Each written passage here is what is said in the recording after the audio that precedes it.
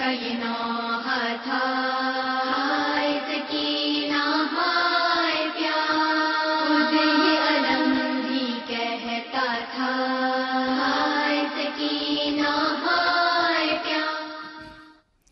اعوذ باللہ من الشیطان الرجیم، بسم اللہ الرحمن الرحیم، الحمد للہ رب العالمین، الصلاۃ والسلام علی سیدنا و نبینا و طبیب نفوسنا بالقاسم محمد وعلی آلہ الطیبین الطاہرین المعصومین المنتجبین المنتخبین الذین اذھب اللہ عنہم الرجس وطہرہم تطہیرا واللعن الدائم علی اعدائہم اجمعین، اما بعد فاعوذ باللہ من الشیطان الرجیم، بسم اللہ الرحمن الرحیم۔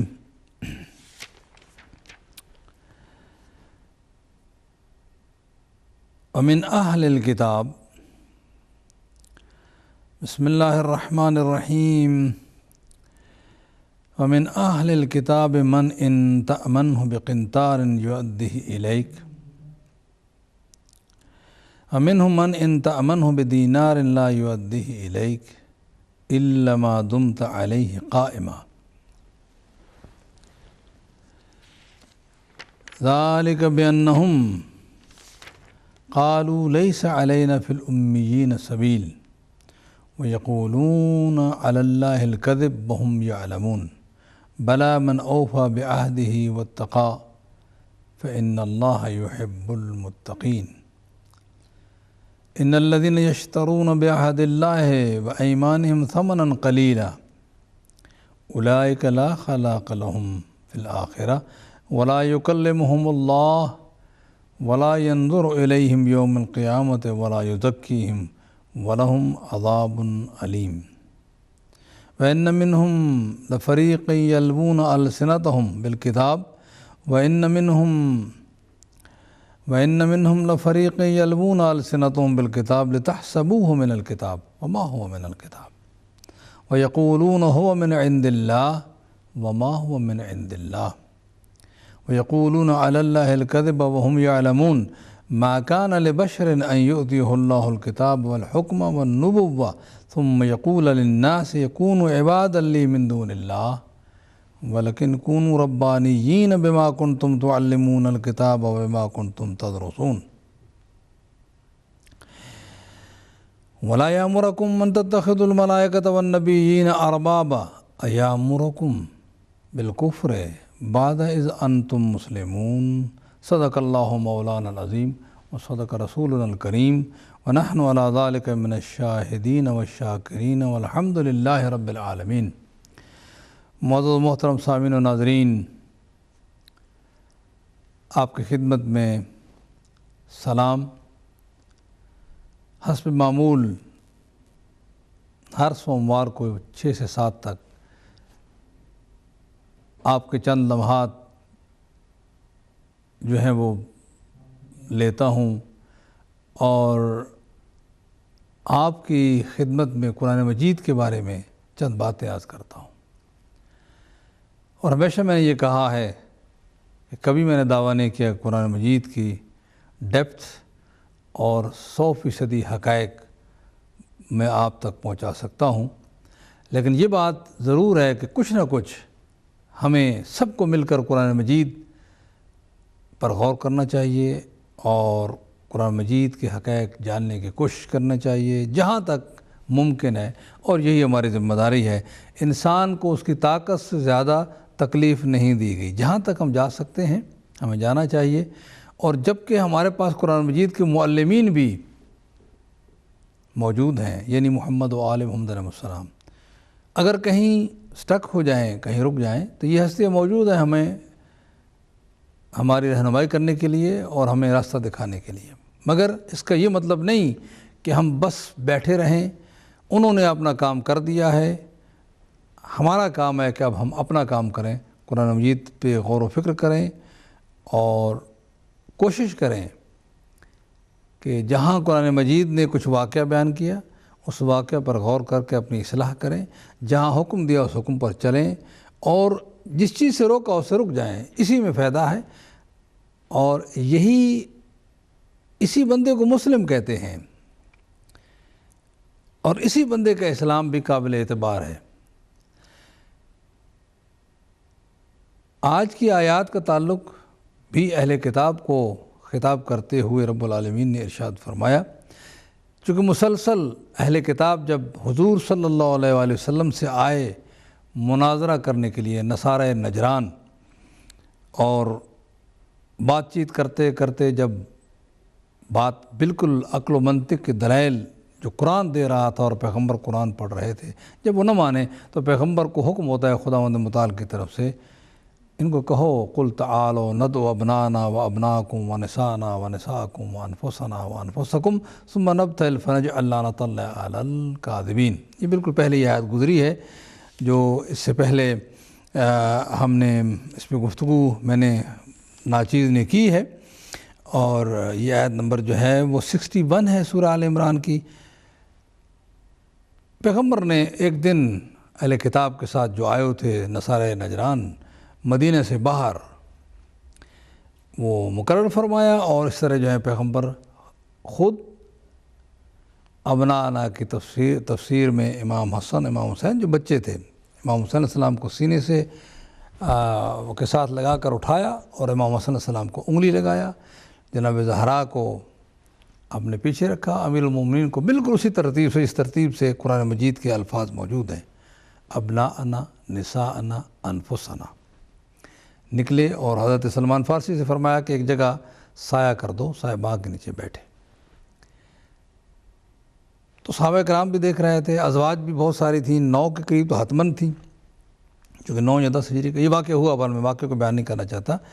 جب اہل کتاب نے ان 5 ہستیوں کو دیکھا اور اپنی شکست تسلیم کر لی، کہا کہ مباہلہ نہیں کرتے، جزیہ دینے قبول کر لیا، اس وقت قرآن مجید دیکھا کہ ان لوگوں کے دل جو ہے ظاہر ہے کہ ایسی صورتحال میں ذہن تیار ہوتا ہے، پھر مسلسل قرآن مجید نے پیغمبر اکرم کے ذریعہ ان سے خطاب فرمایا کہ چلو آج سے فیصلہ کر لو کہ ہمارے جو کامن پوائنٹس میں اس میں اکٹھے ہو جاتے ہیں، پھر کچھ ان کی غلطیوں کی طرف نشاندہی بھی فرمائی۔ اسی انداز سے یہاں بھی خطاب فرما رہا ہے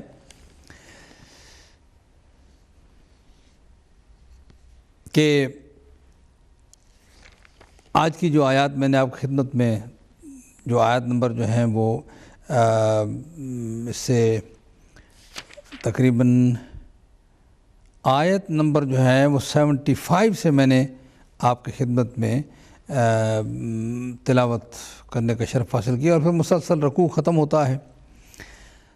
تو اس آیہ مبارکہ میں رب العالمین نے یہی ارشاد فرمایا، بلکہ اس سے پہلے کچھ آیتیں وہاں سے شروع ہونا چاہیے تھا۔ بسم اللہ الرحمن الرحیم، وقالت طائفۃ من اہل الکتاب، اہل کتاب میں سے اس کو بھی قرآن مجید نے ایکسپوز فرمایا، یعنی گفتگو اہل کتاب کو ہے، لیکن ان کے وہ مزاج، وہ گفتگو، وہ انداز، ان سب کو سامنے رکھتے ہوئے فرمایا کہ اہل کتاب نے ایسا طریقہ بھی اختیار کیا، بعض اہل کتاب نے، کہ چلو جاتے ہیں، جا کر جو ہے دن کے کچھ حصے میں، یعنی گفتگو تو اسی وجہ النہار ہے، بسم اللہ الرحمن الرحیم، وقالت طائفۃ من اہل الکتاب آمنوا بالذی انزل علی الذین آمنوا وجہ النہار واکفروا آخرہ لعلہم یرجعون۔ ایک جو نئے مسلمان ہیں ان کو پھسلانے کا طریقہ، ان کو کم از کم اور نہیں تو ان کو شک میں ڈالنے کا طریقہ، کہ صبح پرانے کی ایک گروپ نے کہ ہم جائیں اور جا کر کہیں ہم مومن مسلمان ہو گئے، اور پھر شام ہو، الفاظ صبح شام کے ہیں، پاسبل ہے کہ اس سے مراد وقت، بہت تھوڑا سا وقت جو ہے انہوں نے پلاننگ کی کہ تھوڑے سے وقت رہیں گے پھر واپس آ جائیں گے، لیکن بہرحال چونکہ نہار کے الفاظ ہیں اور آخر کے الفاظ ہیں تو ظاہر ہے کہ ہم اسی الفاظ کو لیں گے جو قرآن مجید نے ارشاد فرمایا۔ صبح جاتے ہیں، مسلمان ہو جاتے ہیں، شام کو اعلان کر دیں گے کہ ہم تو چھوڑ رہے ہیں، اس لیے کہ ہم نے وہ نشانیاں جو پیغمبر کی صلی اللہ علیہ وآلہ وسلم کی ہم نے اپنی کتابوں میں دیکھی تھی وہ ان میں نہیں پائی جاتی۔ اس طریقے سے ہم مسلمانوں کے اندر جو ہیں وہ پریشانی پیدا کر دیں گے، اور جو ابھی نئے مسلمان تھے وہ جو ہوئے ہیں تو ان کو ذرا ظاہر ہے کہ وہ ڈھل مل ہو جائیں گے، ان کا یقین متزلزل ہو جائے گا، اس انداز سے جو ہے۔ تو اس سازش کو قرآن مجید نے ایکسپوز کیا، اور یہ ہوتی ہیں، کل بھی تھی، آج بھی ہو رہی ہیں۔ آج بھی اسی طرح کی سازشیں، کبھی کبھی یہ بھی ہوتا ہے کہ وہاں سے لوگ آ کر اپنے آپ کو جو ہیں وہ پھر واپس کرتے ہیں کہ جی ہم حق کو چھوڑتے ہیں، جی ہم نے حق کو چھوڑ دیا ہے، یعنی اس لیے حق والوں کو جو کم پڑھے لکھے یا ابھی مسلسل جو ہے وہ کوشش کر رہے ہیں لیکن ایک حتمی مرحلے تک نہیں پہنچے، تاکہ ان کو پریشان کر دیا جائے۔ یا یہ ہے کہ بظاہر نام نہاد مسلمان جو کسی ابھی تک خود اپنے اسلام کو بھی اسٹڈی نہیں کیا، ان کو کچھ باتیں پڑھا کے مسلمانوں کو اندر بھیجا تاکہ لوگوں کے اندر جو ہے وہ پریشانی پیدا کریں اور لوگوں کو جو ہے وہ پریشان کریں اور حق سے دور کریں۔ بہرحال یہ بات ہو رہی ہے، اور آج 20 ایسی سازشیں جو ہیں ان کو بتایا جا سکتا ہے کہ یہ ہو رہا ہے، یہ ہو رہا ہے،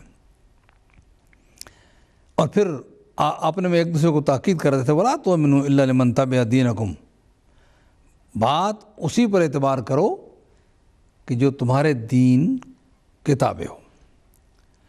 لیکن قرآن مجید نے ایک جملے سے ان کی سوچ کو جو ہے بالکل تہس نہس کر دیا اور جڑ سے اکھاڑ کر پھینک دیا۔ کہا، فرمایا قُلْ إِنَّ الْهُدَىٰ هُدَى اللَّهِ، کہہ دو پیغمبر، ہدایت جس چیز کو کہتے ہیں وہ وہی ہدایت ہے جو اللہ کی طرف سے ہے۔ آپ جو پلاننگ کر رہے ہیں، آپ جو کوشش کر رہے ہیں، جو ہمارے پاس ہے وہی ہدایت ہے۔ اس وقت جو ہدایت اللہ سبحانہ کی طرف سے آئے وہی ہدایت ہے۔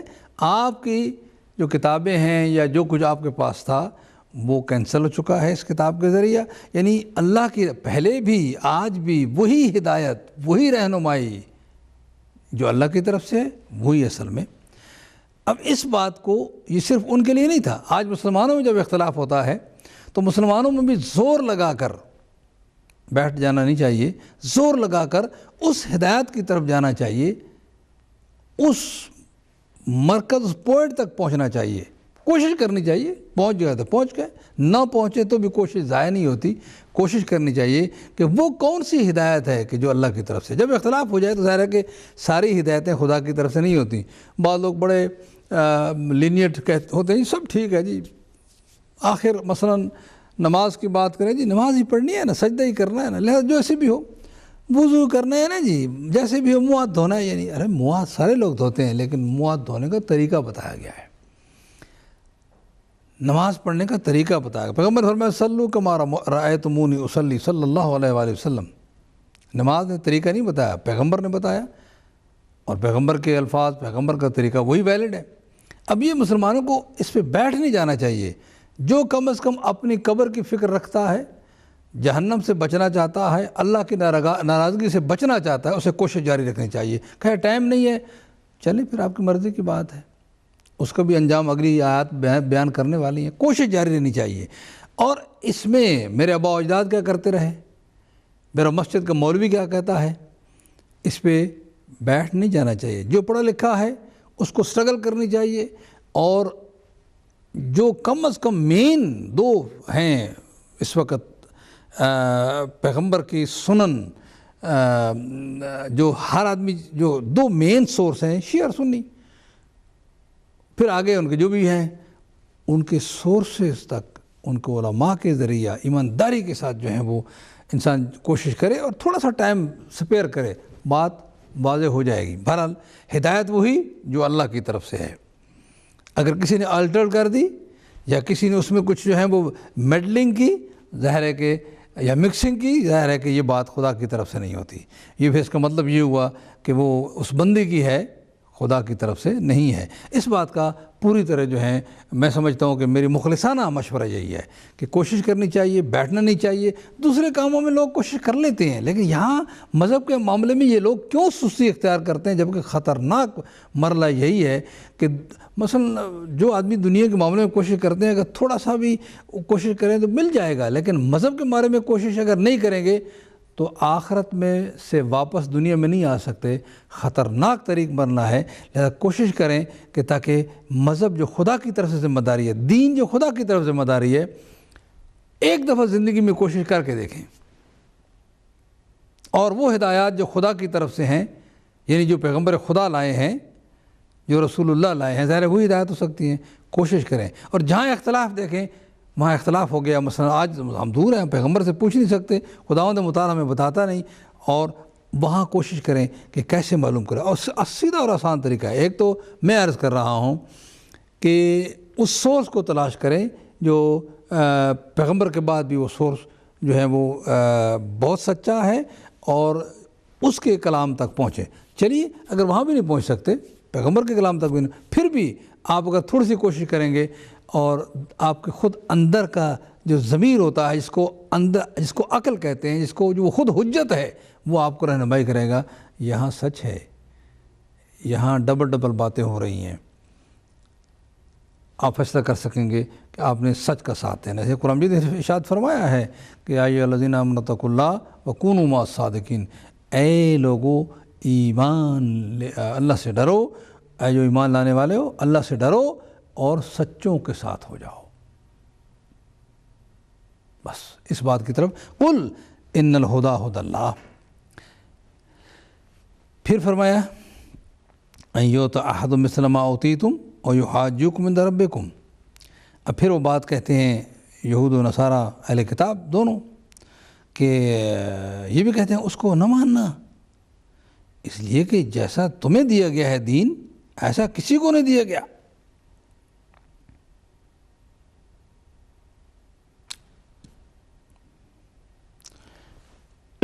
تم یہ نہ ماننا کہ ایسا دین جو ہے وہ کسی اور کو بھی دیا گیا ہے۔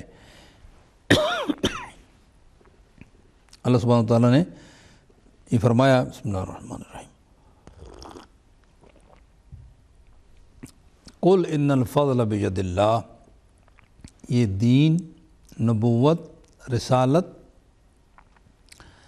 جیسے کہ یہودی خیال کیا کرتے تھے کہ یہ ہم میں سے ہونا چاہیے رسول، یہاں سے کیسے عربوں میں سے آ گیا؟ رسالت، امامت، نبوت، دین، یہ سب اللہ کے ہاتھ میں ہے، بندوں نے فیصلہ نہیں کرنا ہے۔ قل ان الفضل بید اللہ یؤتیہ من یشاء، جسے چاہے وہ عطا فرما دیتا ہے، واللہ واسع علیم، وہ وسعت قدرت وسیع اور علیم ہے۔ یختص برحمتہ من یشاء، جس کو چاہتا ہے اپنی رحمت کے ساتھ مختص، دین رحمت ہے، رحمت کے ساتھ خاص کر دیتا ہے۔ واللہ ذو الفضل العظیم، اللہ فضل عظیم والا ہے۔ الہی نمائندگی جو ہے وہ بندے فیصلہ نہیں کر سکتے کہ الہی نمائندگی کہاں ہونی ہے، اللہ ہی فیصلہ فرماتا ہے کہ الہی نمائندگی کہاں ہونی ہے۔ یا دین کے بارے میں کوئی بھی تعلیم ہے، کوئی بھی جو ہے وہ، آخر ظاہر ہے کہ اگر سب لوگ ٹھیک ہیں تو پھر تو کوئی معیار نہ رہا۔ معیار وہی جو اللہ کی ہدایت ہے، اور جو اللہ کی طرف سے جو ہے وہ ہدایت آئی ہیں وہی رائٹ ہے، اس کے علاوہ جو بھی ہوگا وہ غلط ہوتا جائے گا۔ آگے فرمایا ومن اہل الکتاب، پھر اہل کتاب کی ایک اور بات کو بھی پیغمبر کو اور مسلمانوں کو، اب اس میں یہود و نصارہ دونوں شامل ہیں، زیادہ اب یہاں مطلب اس میں کتاب چونکہ اہل کتاب کو، ان میں سے بعض ایسے ہیں من انتا من ہوں بقنطار یؤدی الیک، تم ان کو دولت کا ڈھیر بھی دے دو تو بھی وہ واپس کر دیں گے، ان کے پاس امانت رکھو واپس کر دیں گے، وہ امانت میں خیانت نہیں کریں گے۔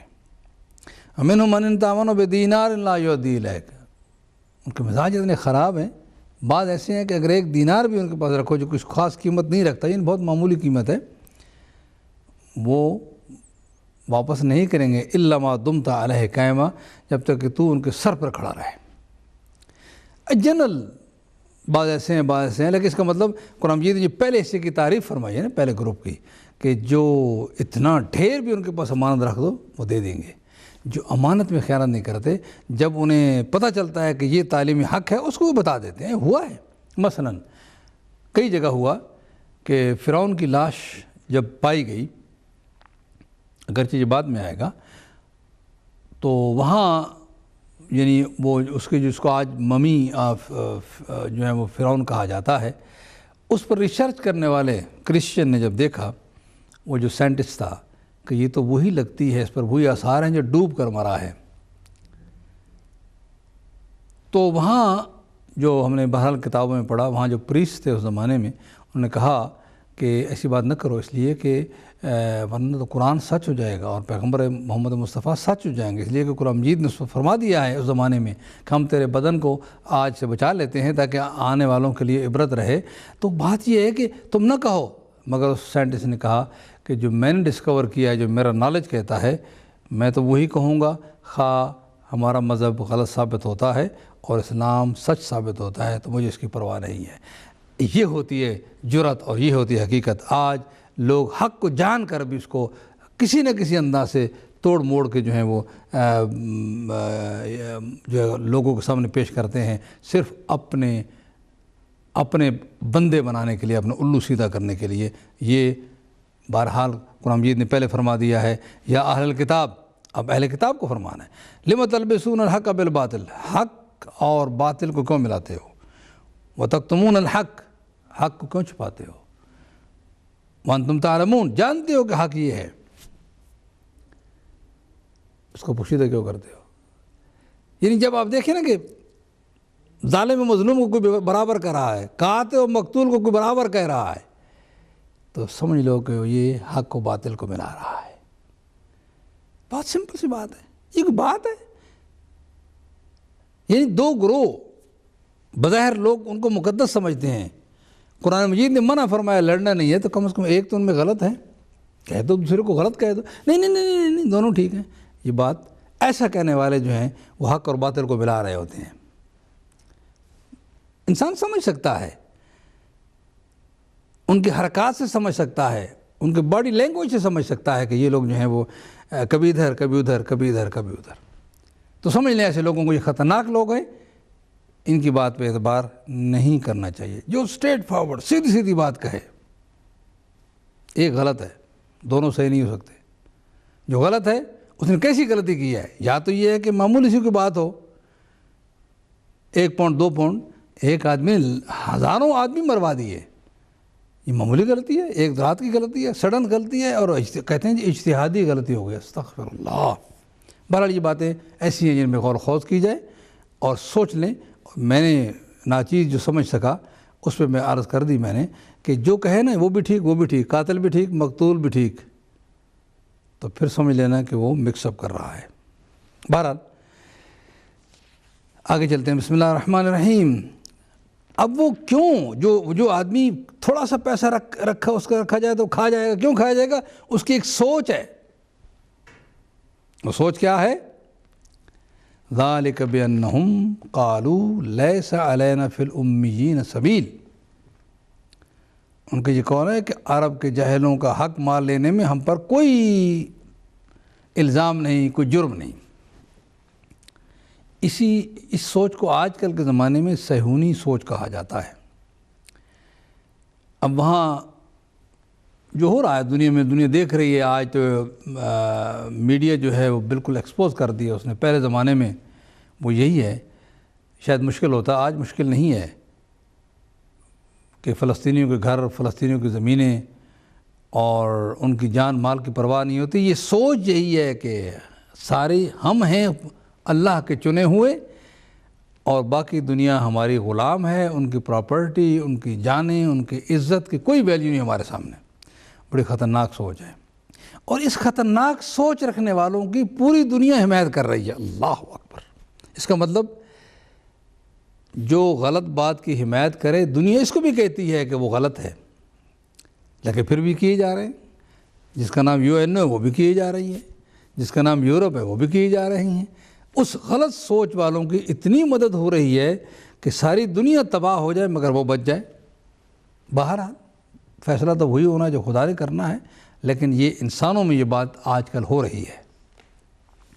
یقولون ویقولون علی اللہ الکذب، وہ جھوٹ بولتے ہیں خدا پر، وہم یعلمون، ان کو پتہ ہے وہ جھوٹ بول رہے ہیں۔ بلا من اوفی بعہدہ، بلکہ وہ جس نے اپنے وعدہ پورا کر دکھایا، واتقا، اور رب العالمین کو ناراض کرنے سے ڈر گیا، فإن اللہ یحب المتقین، اللہ متقین کو پسند فرماتا ہے اور ان سے محبت فرماتا ہے۔ یہی بات ہے، سیدھی سیدھی بات ہے۔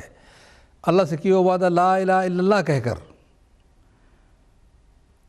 خواہ موسیٰ کلیم اللہ کہا، خواہ عیسیٰ کلیم اللہ کہا آپ نے اس وقت کے زمانے میں، تو حضرت موسیٰ نے بھی کسی کے بارے میں فرمایا، حضرت عیسیٰ نے بھی فرمایا کوئی آنے والا آئے گا، جب وہ آ گیا تب ان کی ذمہ داری بنتی تھی لا الہ الا اللہ محمد عیسیٰ موسیٰ کلیم اللہ، عیسیٰ روح اللہ کہنے والوں کی، کہ اب وہ کہے محمد رسول اللہ، اس لیے کہ وہ خبریں دے گئے تھے، لیکن وہی الفاظ کا ہیر پھر۔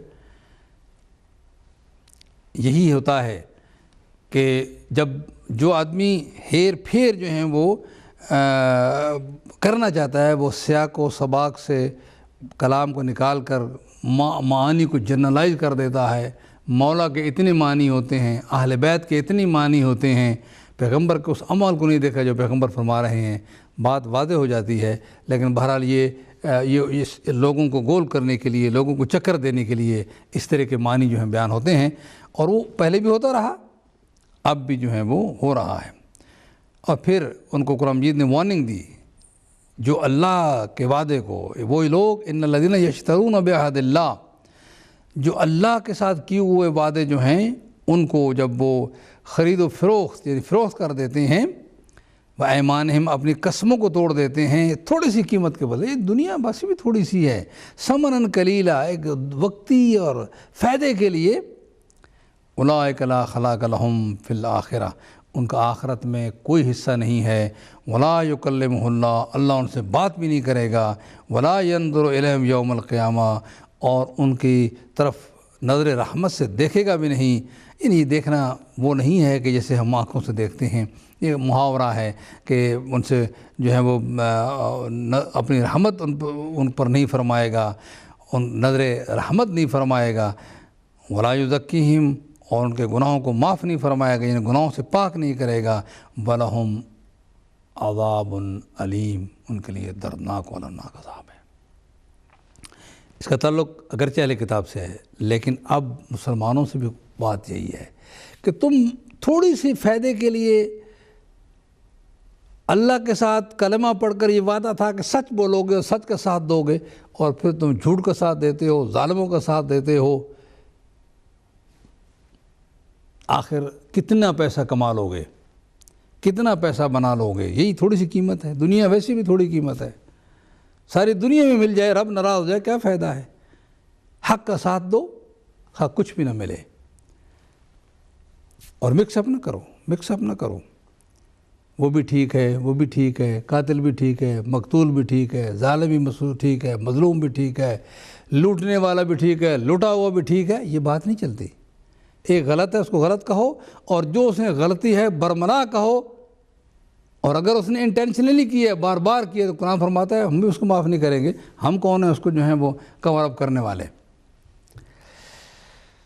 بہرحال، اور پھر خطاب ہوئی اہل کتاب کو ہی ہے، لیکن بہرحال یہ وارننگ جو ہے وہ وَإِنَّ مِنْهُمْ لَفَرِيقًا يَلْوُونَ أَلْسِنَتَهُمْ بِالْكِتَابِ لِتَحْسَبُوهُ مِنَ الْكِتَابِ، ایسے پڑھتے ہیں کتاب کو کہ لب و لہجہ ایسے بناتے ہیں جیسے لگے کہ وہ اللہ کی طرف سے ہے، یعنی کتاب کا حصہ ہے، حالانکہ ان کو معلوم ہے وما هو من الکتاب، وہ کتاب میں سے نہیں ہوتا۔ وَيَقُولُونَ هُوَ مِنْ عِنْدِ اللَّهِ، وہ کہتے ہیں وہ اللہ کی طرف سے ہے، وما هو من عند اللہ، اللہ کی طرف سے نہیں ہے۔ وَيَقُولُونَ عَلَى اللَّهِ الْكَذِبِ، وہ خدا پہ جھوٹ بولتے ہیں، وَهُمْ يَعْلَمُونَ، اور وہ جانتے ہیں۔ یہ انہوں نے حرکت کی، آج کا مسلمان خدا کرے ایسی حرکت نہ کرے، خدا پر جھوٹ نہ بولے، یعنی پیغمبر خدا کے متعلق جو پیغمبر نے نہ فرمایا ہو اور کہے کہ پیغمبر نے فرمایا ہے، پیغمبر نے کیا ہے، پیغمبر پہ جھوٹ بولا، پیغمبر پہ جھوٹ، خدا پہ جھوٹ بولا۔ اس لیے کہ پیغمبر ذمہ دار ہیں اللہ کا کلام دینے میں، اور پیغمبر اللہ کے کلام کی تشریح کے رسپانسیبل ہیں، معلم ہیں، پہنچانے والے ہیں۔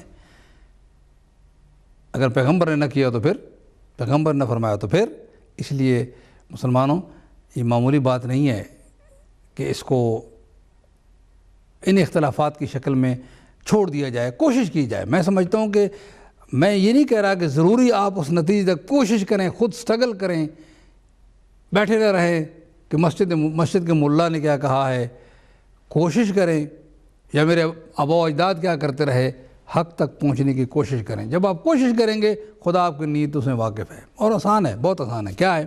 مثلا 2 مین ہیں حصے مسلمانوں کے, ایک ہے اہل سنت, ایک ہے اہل تشیع. تم ان کے پاس جاؤ کہ تم ایسے وضو کیوں کرتے ہو, کیا رسول اللہ نے کیا تھا؟ ایسے نماز کیوں پڑھتے ہو, کیا رسول اللہ نے کیا تھا؟ پوچھنے میں کیا حرج ہے؟ کوئی قتل نہیں کرتا. آپ پیغمبر کے بعد 12 ائمہ کو کیوں مانتے ہو, کیا پیغمبر نے فرمایا تھا؟ آپ کے پاس کیا دلیل ہے؟ پاس جا کر پوچھو. ایک دوسرے کے قریب رہتے ہیں, ملتے ہیں, لیکن بس چپ چپ. آخر اس میں ڈرنا کیا ہے؟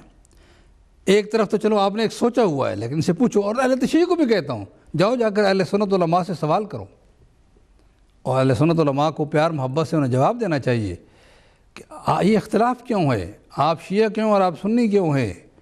اور اگر آپ سنی ہیں تو پھر آپ یہ کہاں سے آپ کا مسئلہ آغاز ہوا کہ مثلا ظاہر ہے کہ اختلاف تو خلافت پہ ہوا, تو حضرت ابوبکر کو آپ نے خلیفہ مانا, دلیل کیا آپ کے پاس؟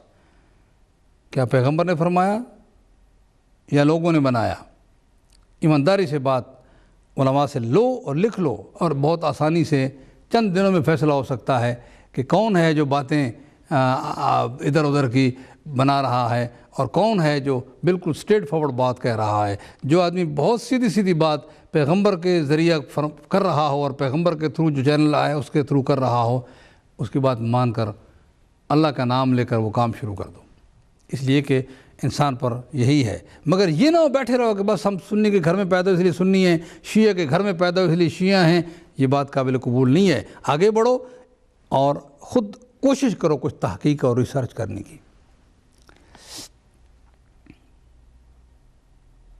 آج بہت سی احادیث چل رہی ہیں جو احادیث نہیں ہیں, بنو امیہ نے وہ جعلی احادیث ہیں بنوائی ہیں, اپنے مقصد کے لیے بنوائی ہیں. اور علماء سارے کے سارے مانتے ہیں کہ بہت سی احادیث حکومتوں نے بنوائیں. کون حکومتیں تھیں اس پر بھی غور کیا جا سکتا ہے. اور اس کے بعد آہستہ آہستہ معاملات طے ہو سکتے ہیں. کوئی اتنی لمبی چوڑی اگر یہی طے ہو جائے کہ پیغمبر نے اپنے بعد کون سا راستہ بتایا تھا, وہی سے یہ فیصلہ ہو سکتا ہے کہ کہاں سے ہم نے پیغمبر کی احادیث لینی ہے. بہت آسان ہے, کوئی دیر نہیں لگتی. مسلمانوں کے لیے بھی حکم دیا, علماء کو بھی حکم دیا گیا کہ یہ قرآن مجید ایسے نہ کرو کہ آپ بڑے آوازوں میں اور بڑے خوبصورت لہجوں میں آپ جو ہیں وہ جو پیغمبر نے نہیں فرمایا وہ کہو کہ پیغمبر نے فرمایا ہے. بہرحال یہ ہوتا رہا, پہلے بھی مسلمانوں میں بھی ہو رہا ہے. اور مسلمانوں میں یہ خبر تو پہلے سے ہمیں دے دی گئی تھی کہ میری امت کے 73 فرقے ہوں گے, 73. یعنی ضروری ہے کہ ہم 73 پہ بڑھ جائیں, پیغمبر حالات بتا رہے ہیں. اور وہ اس کا مطلب یہ نہیں کہ ہم مجبور ہو جائیں گے کہ ہم نے ضرور ہونا ہے 73 فرقوں میں. ہم ایک بھی بن سکتے ہیں کوشش کر کے, اور ہوں گے ایک بار. تو ایک وقت آئے گا کہ وہ بھی امت مصطفیٰ ہے, یعنی امام مہدی علیہ السلام زمانے میں 73 فرقے نہیں رہیں گے. جب حضرت عیسیٰ اور امام مہدی علیہ السلام آئیں گے 73 فرقے نہیں رہیں گے, سب ایک ہو جائیں گے. سب ایک ہو جائیں گے, اللہ کا دین بھی ایک ہوگا اور تمام کے تمام جو ہیں سب ایک ہو جائیں گے. لیکن اب جو ہیں یہ پیغمبر وارننگ دے رہے ہیں تاکہ اس طرح کے مسئلوں میں سٹرگل کرو, کوشش کرو تاکہ ایک راستے پر آ جاؤ, سب ایک ہو جاؤ. اور فرمایا وہ 73 فرقے, ان میں سے ایک صرف جو ہے وہ فلاح پانے والا ہے, کامیاب و کامران ہے. اب ہر ایک کہتا ہے میں کامیاب ہوں, کہنا چاہیے, ہم نہیں کہتے کہ نہ کہیں, لیکن اگر اس کے پاس دلیل ہے, کسی کے پاس دلیل ہے تو ٹھیک ہے. لیکن میں نہیں سمجھتا کہ ہر بندہ دلیل رکھتا ہو.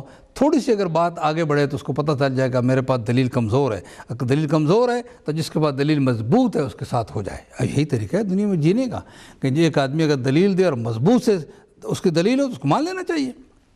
12 اہل کتاب کی حرکتوں کو قرآن مجید نے بیان فرمایا اور اس سے مسلمانوں کو بھی معان کیا کہ تم ایسی حرکتوں میں نہ پڑنا. پھر فرمایا ما کان لبشر ان یؤتیہ اللہ الکتاب والحکم والنبوہ, کسی بشر کے لیے, کسی انسان کے لیے یہ بات وہ نہیں زیبا دیتی, یا بلکہ وہ کر بھی نہیں سکتا. یوں سمجھے کرے گا بھی نہیں, کر بھی نہیں سکتا, وہ کرے گا بھی نہیں کہ جس کو اللہ کتاب اور حکمت اور نبوت دے دے کتاب، حکمت اور نبوت، اور یا کتاب اور حکم یعنی حکومت، کتاب اور نبوت دے دے، وہ کبھی یہ نہیں کہے گا لوگوں کو کہ تم میرے بندے بن جاؤ، اللہ کو چھوڑ کر میرے بندے بن جاؤ، میری اطاعت کرو، میری عبادت کرو۔ اطاعت سے مراد بغیر پیغمبر نے فرمایا کہ میری اطاعت کرو، اس لیے قرآن نے فرمایا کہ پیغمبر کی اطاعت میری اطاعت ہے بہرحال، لیکن ثابت جب ہو گیا کہ پیغمبر ہیں تو ظاہر ہے۔ لیکن کوئی بھی ایسا بندہ جسے خدا پیغمبر نبی بنا لے، اس کو نبوت عطا کر دے، اس کو حکومت یا حکمت عطا کر دے اور اس کو کتاب عطا کر دے، وہ کبھی بھی یہ نہیں کہے گا کہ تم میری عبادت کرو، تم میری عبادت کرو۔ وہ ہمیشہ خدا کی طرف بلائے گا، خدا کو سجدے کرو، خدا کے سامنے رکوع کرو، خدا کی عبادت کرو، احکامات خدا پر چلو۔ اور فرمایا وہ ہمیشہ یہی کہے گا وَلَكِنْ كُونُوا رَبَّانِيِّينَ بِمَا كُنْتُمْ تُعَلِّمُونَ الْكِتَابَ۔ اب یہ خطاب جو ہے پھر ان کو ہے کہ تم ربانیین بنو، یعنی رب کو ماننے والے بنو، کتاب کی تعلیم بھی دیتے ہو، جو کتاب پڑھتے ہو اس میں یہی بات ہے، بِمَا كُنْتُمْ تَدْرُسُونَ۔ اس آیت کی تفسیر میں اب میں اپنوں اور بیگانوں سب سے عرض کروں گا، ذرا دھیان سے سنیں۔ اس آیت کی تفسیر میں صاحب تفسیر نمونہ ہمارے تقریباً 20 علماء نے، بہرحال بہت سے علماء نے مل کر جو ہیں اس کو تیار کیا ہے، اور ان کے ہیڈ تھے آیت اللہ ناصر مکارم شیرازی، وہ آج بھی زندہ ہیں، اور بڑی آسان ہے خصوصاً نوجوانوں کے لیے۔ اس کی تفسیر میں لکھتے ہیں کہ جیسے شان نزول ہوتا ہے آیات کا، کچھ لوگ آئے پیغمبر کی خدمت میں اور وہ آ کر جو ہیں انہوں نے عرض کی یا رسول اللہ، ہم آپ کو کہتے ہیں السلام علیکم، یا ظاہر ہے کہ عربی میں ایک شخص کو السلام علیکم کہا جاتا ہے، جیسے کہ انگریزی میں یو ہر ایک کے لیے ہے، وہاں عربی میں کا اور انتا ہر ایک کے لیے ہے۔ السلام علیکم نہیں کہتے تھے، یا رسول اللہ ہم آپ کو سلام کرتے ہیں، باقی لوگ بھی آپ کو سلام کرتے ہیں، اور یعنی باقی لوگوں کو بھی ہم سلام کرتے ہیں، کوئی فرق نہیں لگتا، ہم چاہتے ہیں تھوڑا سا فرق لگے کہ ہم آپ کو جو سلام کرتے ہیں وہ ڈیفرنٹ ہونا چاہیے۔ کیسا ہونا چاہیے؟ ہم چاہتے ہیں کہ آپ کے سامنے ہم سجدہ کریں۔ میں اس کو پھر دہراتا ہوں، ہم چاہتے ہیں کہ ہم آپ کے سامنے سجدہ کریں۔ یہ آیت نازل میں پیغمبر نے فرمایا کہ جو نبی بن کر آتا ہے وہ اپنے سجدوں کو حکم اپنی طرف اپنے سجدے نہیں کراتا، خدا کو سجدے کراتا ہے، جائز نہیں ہے۔ اللہ کے علاوہ غیر اللہ کو سجدہ کرنا جائز نہیں ہے۔ اور پھر فرمایا اسی آیت کی تفسیر میں وہاں انہوں نے لکھا، نہج البلاغہ کے ریفرنس سے لکھا، اور وہ جہاں امیر المومنین کے کلمات قصار ہیں، یعنی وہ مختصر اور چھوٹے کلمات ہیں، 37 نمبر جو ہے نا پوائنٹ، اس کو اگر آپ دیکھیں تو وہ لکھتے ہیں تفسیر نمونہ والے، اسی کے تحت وہ واقعہ نقل فرماتے ہیں کہ حضرت علی علیہ السلام عراق میں انبار کے علاقے میں کہیں سے گزر رہے تھے، وہاں کے کسان آئے سامنے، اور ان کسانوں نے اپنی سواریوں سے اتر کر امیر المومنین کے سامنے سجدہ کر ڈالا۔ حضرت علی علیہ السلام نے فرمایا، ارے تم نے یہ کیا کیا؟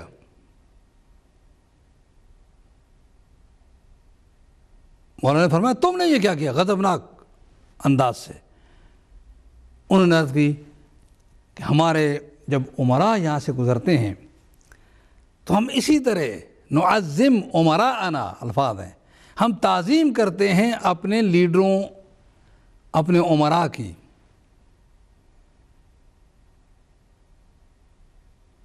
ہم تعظیم کرتے ہیں۔ اب وہ آگے جو جملے ہیں، کاش کے جو اپنے آپ کو علی والا کہتے ہیں وہ پوری طرح غور سے سنیں، جو حضور کے بعد مولا علی علیہ السلام کی امامت کے قائل ہیں، جو مولا علی علیہ السلام کے بعد 11 ان کے فرزندوں کی امامت کے قائل ہیں، وہ ذرا غور سے سنیں۔ اور میں عرض کروں گا کہ ان جملوں کو خواتین جو سن رہی ہیں، جو مرد سن رہے ہیں، وہ اپنے حلقوں میں اس کو پھیلائیں، اس لیے کہ ہمارے ہاں کچھ لوگ جو ہلاک قسم کے وہ یہ بیماری لے آئے ہیں، اور کچھ لوگ جو ہیں وہ سجدے کرتے پھر علم کو اور ذوالجناح کو۔ غور کریں کہ آپ کے مولا آقا امیر المومنین جن کی ولایت کے آپ قائل ہیں وہ کیا فرما رہے ہیں۔ فرماتے ہیں کہ تم نے یہ کیا کیا ہے؟ انہوں نے عرض کی کہ ہماری یہ عادت ہے کہ یہاں سے جو امراء گزرتے ہیں ان کو اسی طرح ہم جو ہیں وہ ان کی ریسپیکٹ کرتے ہیں، تعظیم کرتے ہیں، یعنی سجدہ تعظیمی کرتے ہیں، یا تعظیم چلو کوئی اور انداز بھی ہوگا۔ مولانا نے فرمایا تم یہ جو تعظیم کرتے ہو تمہارے امراء کو بھی اس کا کوئی فائدہ نہیں پہنچے گا، اور تم دنیا میں بھی تکلیف اٹھاتے ہو اور آخرت میں تمہیں اس کا عذاب ہوگا۔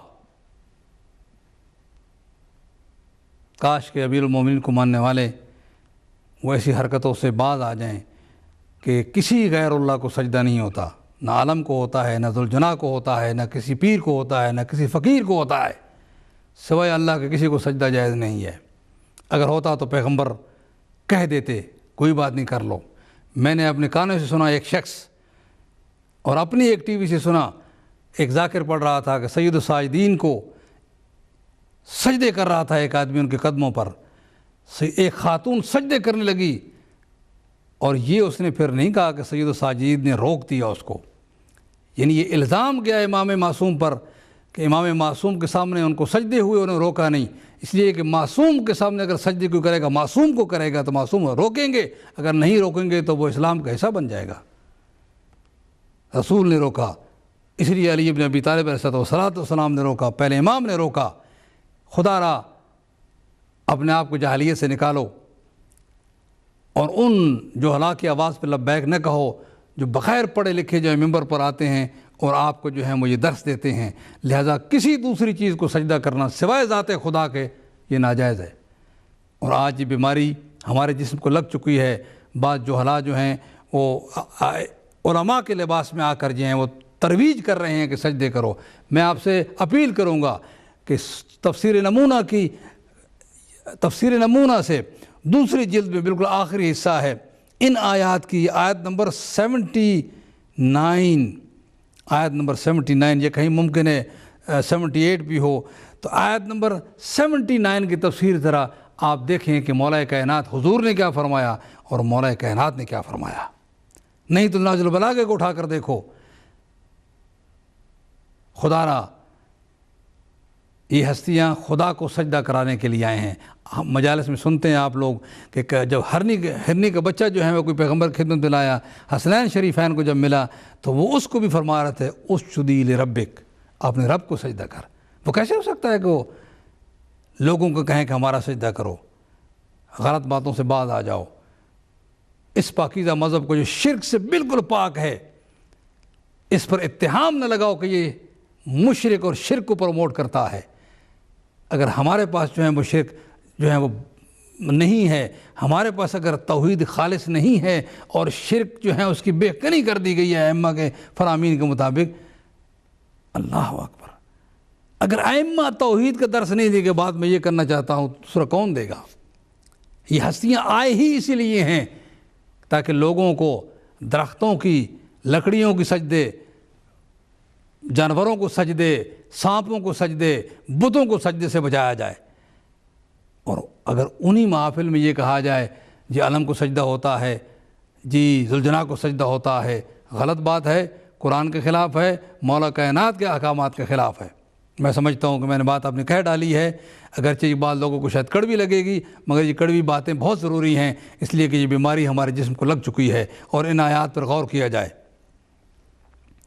اور پھر فرمایا وَلَا يَأْمُرَكُمْ، وہ جس کو نبی بنا کر بھیجا جائے گا، أَن تَتَّخِذُوا الْمَلَائِكَةَ وَالنَّبِيِّينَ أَرْبَابًا، وہ یہ بھی نہیں کہیں گے کہ تم ملائکہ کو اپنا رب بنا لو یا نبیوں کو اپنا رب مان لو۔ رب مان لو کون ہے؟ آخر قرآن نہیں پڑھا جاتا، قرآن کی تفاسیر نہیں پڑھی جاتی۔ اگر قرآن پڑھا جائے تو اس قسم کی جاہلانہ اقدامات نہیں ہوں گے۔ قرآن متروک ہو چکا ہے، صرف سنی سنائی پہ گزارا ہے۔ قرآن کی تلاوت کی جائے مسلسل، اور اس کے ترجمے پر غور کیا جائے اور اس پر پوری توجہ کی جائے تو آپ کو پتہ چل جائے گا کہ ہم کیا کسی اور کو رب کہہ سکتے ہیں؟ رب العالمین ہے، وہی پالنے والا ہے، وہی رزق دینے والا ہے، وہی خلق کرنے والا ہے، وہی ماں کے پیٹے میں بچوں کی جو ہے وہ تصویر بنانے والا ہے، اسی کے حکم میں سارا نظام چل رہا ہے، وہی بارش برسانے والا ہے، وہی سب کچھ، ملائکہ کا رب وہی، سبوح قدوس ربنا و رب الملائکۃ والروح۔ کیا باتیں ہو رہی ہیں۔ اور بسا اوقات بعض علماء کے لباس میں جہلا یہ کہتے ہیں کہ نماز کے پڑھنے کی وجہ سے جنت نہیں ملتی، ماتم کی وجہ سے جنت ملتی ہے۔ جاہلانہ باتیں نہ کرو۔ ائمہ ہدیٰ ماتم کرانے کے لیے نہیں آئے تھے، نماز پڑھوانے کے لیے آئے تھے۔ ماتم تو جاہلوں کی وجہ سے آ گیا، جنہوں نے ائمہ پر ظلم کیا ہے۔ یہ کیسی بات ہے؟ اور یہ ممبر سے کوئی آدمی ایک علماء کے لباس میں ایک جاہل آدمی یہ بات کر رہا ہے، حالانکہ قرآن مجید نے یہ واضح طور پہ بتایا ہے کہ جب جہنمیوں سے پوچھا جائے گا ما سلککم فی سقر، تمہیں جہنم میں کون سی چیز لے گئی ہے، وہ جواب دیں گے لم نکو من المصلین، ہم نماز نہیں پڑھتے تھے۔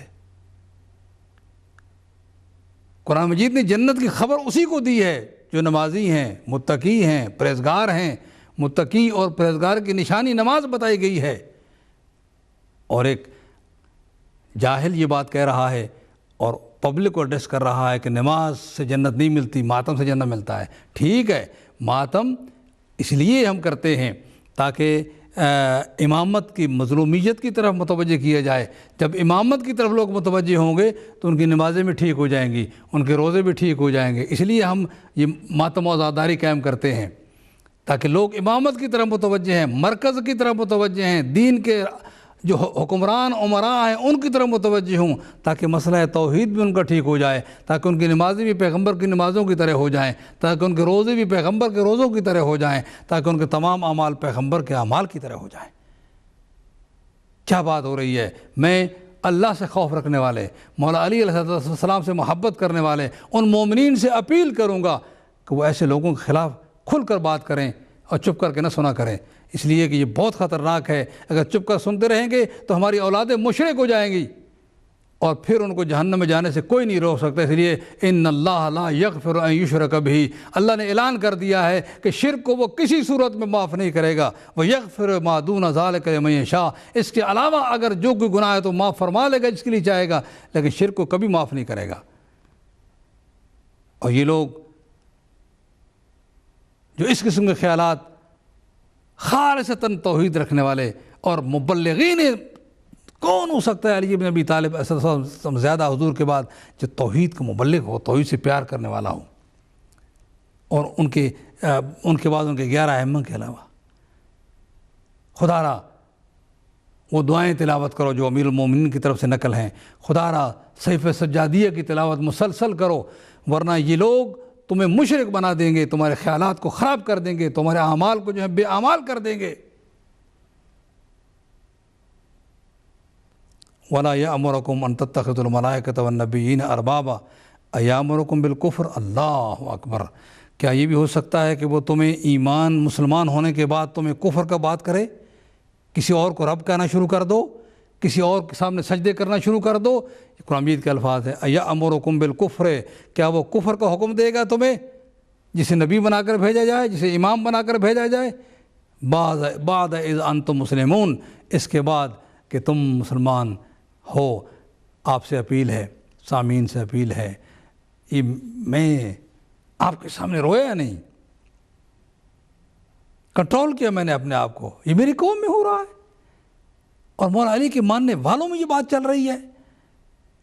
حیران ہوتا ہوں جب یہ سنتا ہوں کہ خالصتاً توحید کا درس انہی کے پاس ہے، اور یہ اس لیے آئے ہیں کہ توحید جو غلط لوگوں کے ذہن میں توحید کے بارے میں غلط خیال ہو گیا، ان خیالوں کو پاک کر دے۔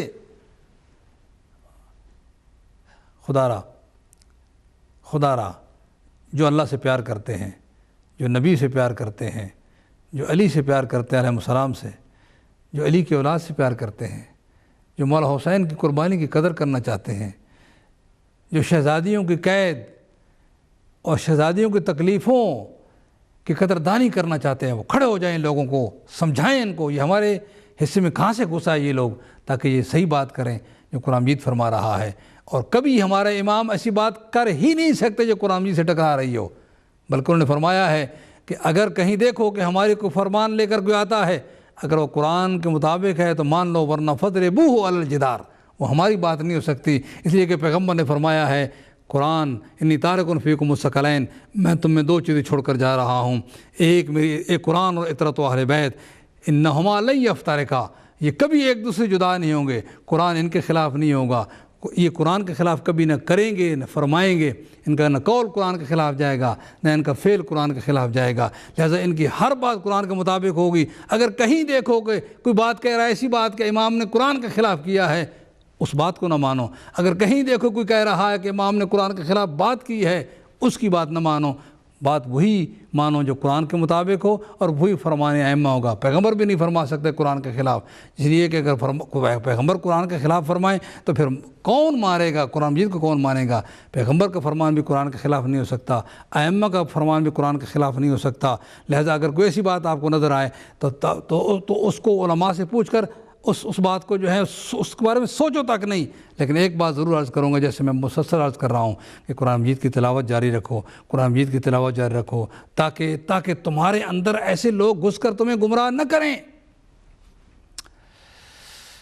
اللہ اکبر، اللہ اکبر. میں نے اپنے کانوں سے سنا ہمارے ممبر سے ایسی گفتگو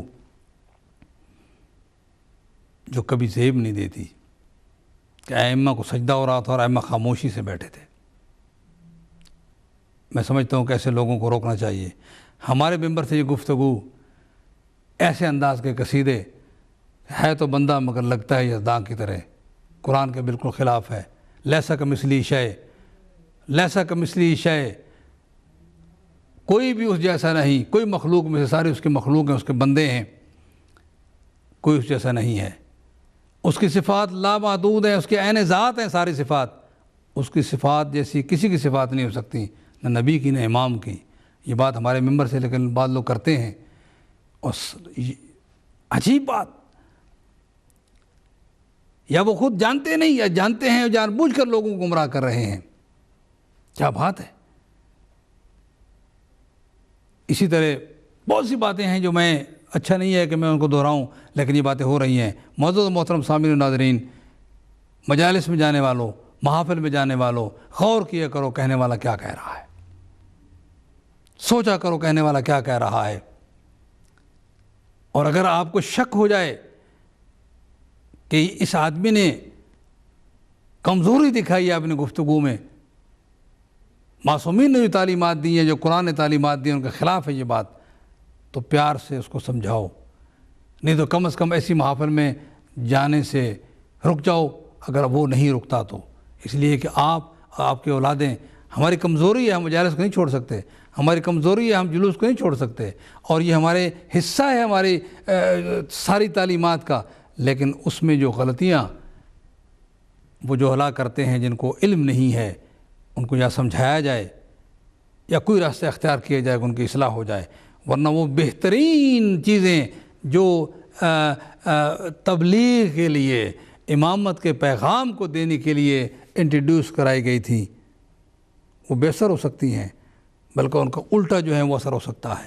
اللہ رب العالمین سے التجا ہے کہ وہ آپ کو، ہمیں اس راستے پہ چلنے کی توفیق عنایت فرمائے جو معصومین نے بتایا ہے، وہ سوچ رکھنے کی توفیق عنایت فرمائے جو قرآن اور معصومین نے ہمیں بتائی ہے، اس انداز سے چلنے کی توفیق عنایت فرمائے کہ تاکہ لوگ دیکھیں اور کہیں، سنیں اور کہیں کہ اگر کوئی توحید کا درس اور توحید کی صحیح سوچ توحید کے بارے میں اگر ہے تو آل محمد کے ماننے والوں کے پاس ہے، اس لیے کہ وہ آل محمد سے لیتے ہیں. اور اسی طرح صحیح معنوں میں سنت پیغمبر ہے، اگر وہ کسی کے پاس ہے تو اسی کے پاس وہ ائمہ اہل بیت کے ماننے والوں کے پاس ہے. اس لیے کہ ائمہ اہل بیت وہ ہستیاں ہیں کہ جو حضور نے خود ان کی پرورش کی، حضور نے خود ان کو پالا. حضرت علی اپنے پیدائش کے دن سے لے کر، پہلے دن سے لے کر پیغمبر کے کسٹڈی میں رہے، جناب زہرا پیغمبر کی کسٹڈی میں رہیں، حسن و حسین پیغمبر نے پالے، ان کی تعلیم و تربیت کی، اور ان کو پیغمبر، اور جو وہ بات کر رہے ہیں اس بات کو تلاش کرو جیسے وہ نماز پڑھ رہے ہیں ایسے نماز پڑھو، جیسے وہ وضو کر رہے ہیں ایسے وضو کرو، جیسے وہ سوچ رکھتے ہیں ایسی سوچ رکھو۔ میرے لاکھوں سلام ہوں مولا حسین علیہ السلام کی ذات پر کہ دعائے عرفہ میں کچھ ارشاد فرمایا، کیسے ہو سکتا ہے کہ تیری ذات کو دلیل دینے کی ضرورت پڑ جائے؟ یعنی اللہ کو ضرورت نہیں کہ کسی دلیل، کوئی مخلوق کے ذریعے اس پر دلیل قائم کی جائے۔ ہم محتاج ہیں، معصومین کو اللہ نے خلق فرمایا، ہم محتاج ہیں، اللہ کو ضرورت نہیں کسی بھی نبی رسول امام کی۔ ہم محتاج ہیں کہ ہمیں تعلیم دی جائے، ہمیں سمجھایا جائے، ہماری تربیت کی جائے، یہ ہماری ضرورت ہے، خدا کی ضرورت نہیں ہے۔ اسی طرح گفتگو کرتے ہوئے لوگ کبھی یہ گفتگو کر دیتے ہیں کہ بھئی اللہ نے چاہا کہ ان کو پیدا کیا کہ اللہ اپنا تعارف کرانا چاہتا ہے، جیسے لگتا ہے کہ خدا کو ضرورت ہے، جیسے لگتا ہے کہ خدا کو ان کی ضرورت ہے۔ یہ سوچ بڑی غلط ہے۔ خدا محتاج نہیں، کسی کا محتاج نہیں، نہ نبی کا، نہ امام کا، نہ رسول کا۔ یہ ہماری ضرورت ہے، ہمیں سمجھائیں۔ ہم ضرورت ہیں کہ ہماری ضرورت ہے کہ معلم کی ضرورت ہے، مربی کی ضرورت ہے۔ اور اسی لیے اس ذات نے اتنے عظیم انسانوں کو، اتنے عظیم رہبروں کو عصمت عطا کر ہماری طرف بھیجا ہے۔ اللہ تعالیٰ سے التجا ہے کہ وہ ہمیں ان کی سیرت طیبہ پر چلنے کی توفیق عنایت فرمائے۔ آپ سے التماس ہے کہ آپ مجھے اپنی دعا میں یاد رکھیں، اور انشاءاللہ میں بھی آپ کو اپنی دعا میں یاد رکھوں گا۔ والسلام علیکم ورحمۃ اللہ وبرکاتہ۔